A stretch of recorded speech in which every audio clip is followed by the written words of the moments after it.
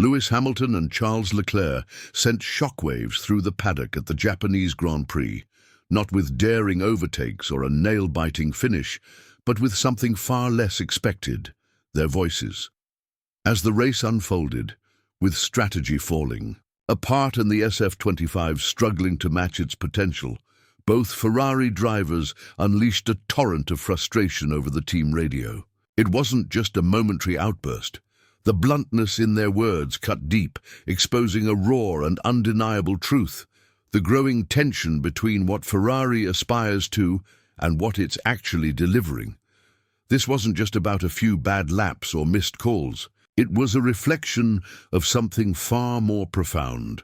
A chasm had formed within Ferrari, stretching between the lofty ambitions of its drivers and the execution, or lack thereof, from its engineers.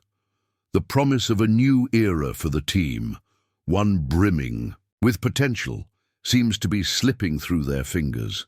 With 3 races into the 2025 season, Ferrari, once poised for a resurgence, finds itself in a full-blown crisis. And now the pressure has reached a boiling point. The team that once stood as a symbol of Italian excellence in Formula One has become a battlefield where frustration simmers beneath every radio message, every glance in the pit lane. The question now is whether Ferrari can pull itself back from the brink, or if this season will mark the beginning of a far deeper unraveling. The leaked radio messages from Suzuka tell a story far more revealing than any press release ever could. In today's video, we're diving headfirst into the details of what went wrong for Ferrari in Japan.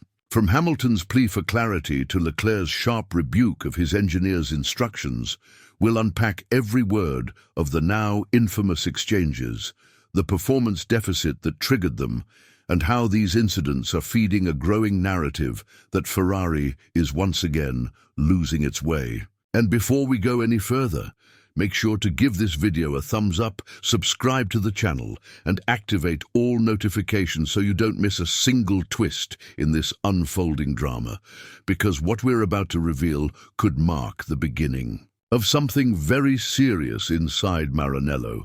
Now let's start with what was actually said. During the race at Suzuka, Hamilton, struggling with pace and seemingly left in the dark, asked his race engineer for critical feedback. "I'd really like some info on where I'm slow, mate."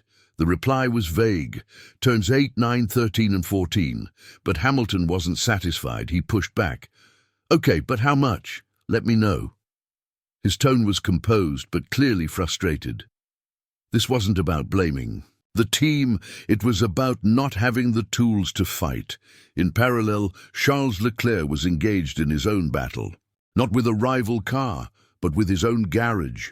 When given a directive to change a setting on his car's engine braking, Leclerc snapped back, "Yes, you've already told me. I don't do it for a reason." It was a rare moment of defiance from a driver, known for his patience, and it was a clear sign that he felt the advice being given didn't reflect what was happening on track. These radio moments weren't isolated complaints. They were the latest in a pattern of issues plaguing Ferrari since the start of the season.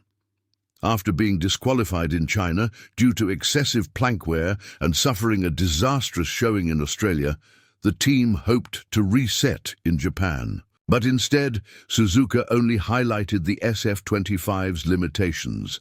The car continues to suffer from a narrow setup window, sensitivity to ride height, and a lack of downforce compared to Red Bull and Leclerc, who finished 4th, described his race as annoying and lamented being completely on his own, unable to challenge the podium contenders.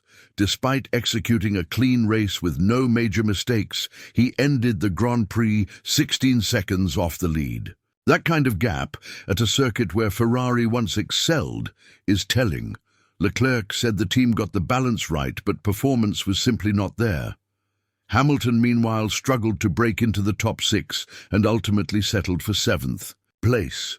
After the race, he confirmed something that had been whispered in the paddock for weeks. One of the components on his SF25 has been underperforming since the beginning of the season. Ferrari only recently identified the problem. I'm really hoping when that's fixed, I'll start getting a bit better results, he told reporters. That revelation raises serious questions. How does a team of Ferrari's caliber let a performance flaw persist for 3 full weekends before properly addressing it? The depth of Ferrari's current crisis goes far beyond a single disappointing result. It's systemic, and it's becoming more apparent with every passing Grand Prix. While the headlines may focus on Hamilton's frustration or Leclerc's disappointment, what's happening underneath is a combination of technical fragility, flawed development, philosophy, and a worrying breakdown in operational confidence. Let's start with the car. The SF25 was supposed to be Ferrari's return to form, a clean sheet design with better balance, more downforce, and a more predictable aero platform.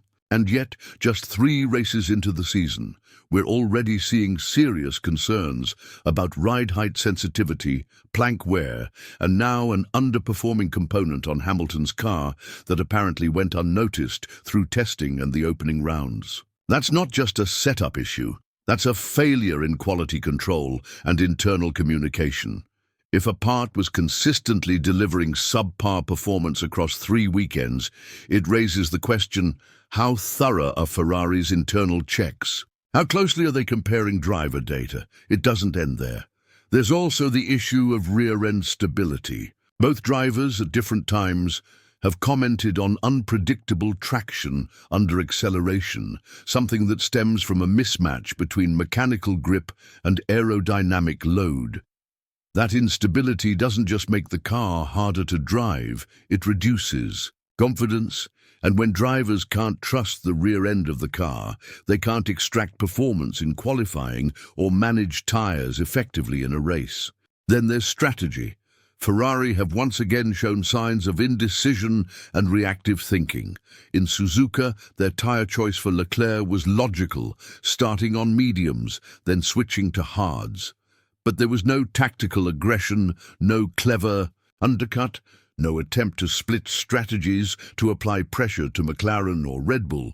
Instead, they ran a conservative race and finished a distant 4th and 7th.